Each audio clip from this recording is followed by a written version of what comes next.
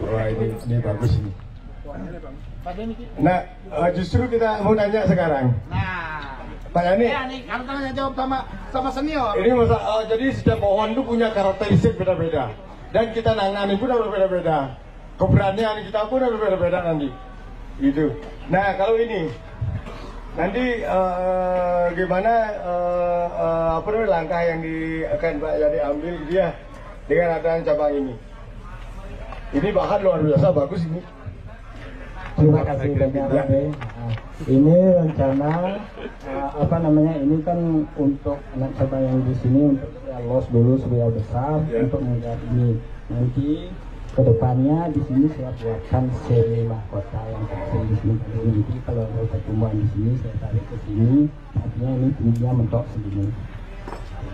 Nanti biar apa namanya untuk cabang di atas ini biar tidak menyentuh yang di bawah. Gitu ya. Jadi benar seperti apa yang dijelaskan oleh Pak Yana tadi. Cuman ini yang perlu dipertimbangkan. Ini dia kan terlalu ke sini dia. Terlalu ke sini dia. Coba lihat ini antara ini dengan ini itu kan seolah-olah gimana ya? Sama gini ya. Nah, mestinya secara di alam kan dia tidak boleh saling tumpuk nanti. Makanya ini sebenarnya ada dua opsi sebenarnya. Kalau karena di sini sudah jadi banyak sudah berproses ya, ini belum kan eman kita dia. Kalau kita mau ekstrem kita potong di sini. Tapi nunggu lama. Tapi karena ini anjing putri, kita berani gergaji aja di sini. Kita tarik sedikit ke sini biar arahnya agak ke sini dia, agak sudut ini dicari. Ini kita putar, kita gergaji sini, tekuk, putar ke sini. Nah itu jadi perlakuannya beda kan. Nah kalau sendiri tidak berani gitu, Pak, tidak berani. Nah ini enaknya kita bermain di anjing putri itu ini. Jadi mahkota yang tadinya ke timur bisa ke barat, bisa kita putar gitu. Nah itu yang mungkin membutuhkan keberanian dia. Tadi saya buka dulu ininya untuk karakteristik anjing putri ya, biar teman-teman tahu. Jadi ini gampang sekali kalau memang kesulitan kita tuh untuk ini arahnya, wah ini nanti gak enak ini. Kalau mau bikin semi mahkota, walaupun ini nanti akan dijadikan cabang ke sini, terus nanti semi mahkota kecilnya di sini dibuat, tapi juga gerakannya ini terlalu saya kurang enak ya. Itu kurang enak, jadi bukan salah, jadi kurang enak dia. Makanya sedikit diputar ini biar tidak terlalu silindris ini ya. Kita gergaji, nanti agak tekuk ke sini. Nah jadi dia nanti sudut ini akan dicari sudut ini. Set dia, nanti dia akan membentuk seperti mahkota ini sini kecil sini. Kemudian yang ini mencari arah ini dia, arah ke sini dia. Ini akan pendek ke sini dia. Ini akan membentuk di sini. Gitu ya. Nah nanti terus yang kedua di sini kok kosong sekali ini. Iya. Nah, biar nanti kita bikin bonsai seperti TV tabung ya. Nah jadi banyak saya lihat itu.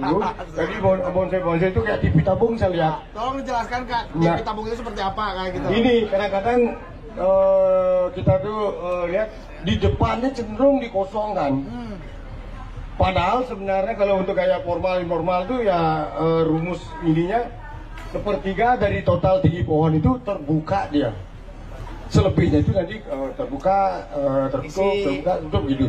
Sehingga akhirnya kalau dilihat dari atas itu cenderung dia akan bulat atau oval gini. Nah, tapi karena kecenderungan banyak saya lihat justru di depannya ini nge-flat. Di belakangnya bulat gini kan kayak TV tabung jadinya. Ya, benar. Jadi ya maka saya istilahkan itu, oh ini kok bikin bonsai kayak TV tabung itu, mohon maaf ya teman-teman. Itu untuk guyonan gitu loh. Tapi itu sebenarnya logikanya di alam itu kalau selama tidak ada yang menghalang depannya itu pasti harus ada cabang ke depannya. Contoh kayak ini. Ini kan terlalu kosong sekali dia. Alangkah baiknya kalau dia ada, ini kan sudah ada ke situ. Ini ke arah ini mestinya ada. Nah, kan jadi enak ya, ada bekas potongan. Nah ini ada. Silakan di sini. Kalau kita simulasi, nah di sini. Nah, kan kemarin dia nanti akan membentuk ujung ke sini, sehingga akhirnya dia akan tetap oval atau bulat. Itu jadi tidak kayak di tabung, tidak ngeflat dia di sini. Depannya flat, belakangnya bulat gitu kan di tabung gitu. Itu maksudnya gitu loh. seringan lihat seperti itu. Ya, Harusnya seringan. yang Kak bilang itu kan kayak opal dari atas Nah, kalau dari dilihat. atas ya teropong dari Opal. atas, dia tuh minimal opal dia, semua Iya. sisinya sama, ini lah bulat ini ya. Tapi kebanyakan Ya kan karena belakangnya aja. bulat, nah depannya karena kayak ini cabangnya dipotong, nggak ada cabang ke depan, sehingga akhirnya akan flat di depan, flat lurus gitu ya. Iya, Itu ya. betul. Itu. Paham. Nah terus yang kedua kadang-kadang teman-teman takut, wah ini kan nyodok mata segala macam tuh. Dan guyon itu jangan di dekat matanya biar gak kena, kan itu ya. Nah sebetulnya Pak Ian langsung aja kerja. sebetulnya masalah nyodok mata itu walaupun pohon ini taruhlah ke dia ke depan begini ya, benar-benar menyerang mata kita itu nggak masalah itu.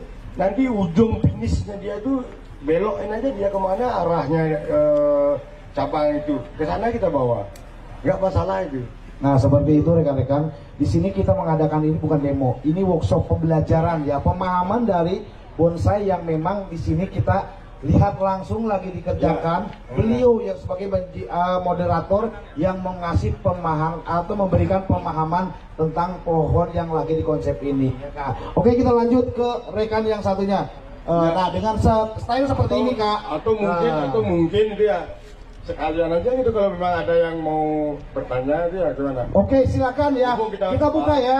Kita di sini terbuka juga. Kenapa kita adakan workshop kita biar ada tanya jawab juga ya Kak. Jangan ya, saya selalu sebagai MC itu nanya ke beliau. Kita kasih kesempatan dari penonton atau pengunjung yang ada di sini rekan-rekan bonsai, siapa yang mau bertanya? Yuk. Silakan itu. Jadi kita sebagai Terbuka ini trainer buat ya. rekan-rekan semua. Jadi tambahan Ya. buat teman-teman yang mau calon trainer atau gimana yang calon seniman bonsai itu baik itu juri nanti itu ya. Jadi sebelum kita mengerjakan pohon, kita harus pahami dulu karakteristik masing-masing pohon. Jangan pukul rata semuanya karena dia beda. Sebetulnya dia beda. Pertama beda itu ada 3 kurang lebih itu dasarnya dia itu berbeda dari pohon yang berdaun kecil. Itu karakteristik pertama beda. Berdaun sedang, berdaun besar, kemudian berdaun karakter jarum. Di antaranya apa? Kayak loanso, kayak cemara gitu ya. Dia berkarakter jarum dulu. Tidak akan bisa kita pelintir gitu dia sama kayak asandiki, tidak bisa dia. Karena dia cenderung gini naik gini. Nah itu harus dipahami. Kemudian kenapa kita harus memahami karakter pohon itu untuk mempermudah kita mengerjakan. Baik di juri juga harus paham itu karakter pohon itu. Ya. Oke. Tidak bisa dipukul rata, tidak bisa. Jadi nanti contoh asam karakteristiknya pertama ini sulit.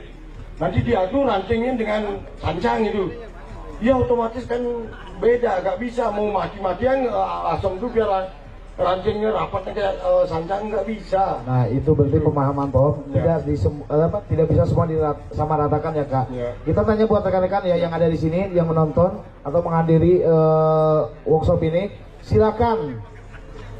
Iya, Bapak apabila ada yang mau bertanya ke depan, langsung ini Atau khusus bertanya tentang Anti Putri yang Nah, ada ya, atau yang gimana? sedikit Ya. boleh juga Ya, ya, silakan. bebas. Kemudian Atau kita- pikus juga yang ada di sini, mumpung ada bahannya. Silakan yang mau bertanya, jangan malu-malu karena itu menambah ilmu buat kita ya. Ada yang mau bertanya? Jadi di sini kita Mau tidak nggak bertanya? Siap? Oh Bapak. Siapa ya? Kak, Pak Bene. Pak De, selamat malam Pak De. siap nih Pak. Jadi kalau juri untuk menjuri dalam penilaian bonsai itu kan harus bisa memahami karakter pohon. Antara Kimeng, Sentigi, Anting Putri, dan Sancang itu berbeda-beda. Nah, penilai ini harus ngerti dia, jangan sampai dihantam kromo semua, sehingga penilaiannya kepada satu pohon saja. Misalnya kalau Sancang kan mudah dibentuk, cepat. Nah sekarang kalau Soka itu kan bertahun-tahun baru bisa berbentuk. Ya. Sama dengan Kimeng yang di depannya. Kimeng ini nanti kalau dinilai belum tentu bisa 1 tahun. Berbeda dengan Anting Putri, berbeda dengan Sendiri. Ya. Nah untuk itu setuju enggak Pak Dekari dengan saya bahwa tim jurinya harus dibikin paham Pemahaman dulu, ya. supaya dia bisa menilai dengan pohon-pohon itu tergantung karakter pohon. Sekarang demikian Pak De. Nih. Terima kasih banyak Pak Yan. Terima kasih Babe atas pertanyaannya. Terima kasih banyak juga kepada Pak Yannya juga. Betul, karena beliau ada bajunya. karena beliau juga sama barusan katakan juga tidak bisa memukul rata pohon itu. Nah, pertanyaan juga dari Babe itu barusan seperti itu. Silakan Kak. Nah, betul sekali itu memang ini yang menjadi perjuangan kita dari dulu Pak Yan. Waktu di Gianyar saya sempat ya agak bersitegang dengan Pak Gunawan, Ketua Dewan Juri. Waktu itu kita membahas masalah karakteristik pohon harus dipahami oleh juri. Karena apa? Seperti Pak Yan katakan tadi itu jangan dipukul rata tuh, misalkan. Nah, di sini ada Merton atau apa namanya itu Pak Yan bilang di Soka. Kemudian di sini ada Sendiki atau di sini ada Sancang lah yang paling gampang untuk ini. Nah, untuk di dalam penilaian itu misalkan nilainya itu sama atau mungkin 1 poin lebih kecil dia ininya Merton atau Sokanya ini. Kalau saya dulu terserang aja bila saya buka kartu waktu saya tukar menjuri dulu, saya naikkan ini. Saya hargai senimannya itu membuat Merton sampai rantingnya itu mendekati Sancang ini, itu perjuangan luar biasa tuh, tidak gampang itu. Jadi sehingga akhirnya kita tuh benar-benar kita hargai perjuangan yang punya ya trenernya gitu. Nah, jadi walaupun nilainya itu memang lebih tinggi 1 poin misalkan Sancangnya ini, tapi kita ini alihkan ke sini dengan alasan itu. Itu perjuangan kita sehingga akhirnya jadi tidak sekarang itu kalau udah seperti sekarang misalnya seperti saya jelasan tadi itu Merton, Soka, Asem tuh setengah mati dia itu kan ini sulit dia akan muncul mengalahkan Sancang, menyalahkan Dik Putri gitu ya, sulit dia. Tapi kalau tidak diberikan seperti itu, dipahami karakteristiknya itu perjuangan kita dari dulu sebenarnya Pak Yan.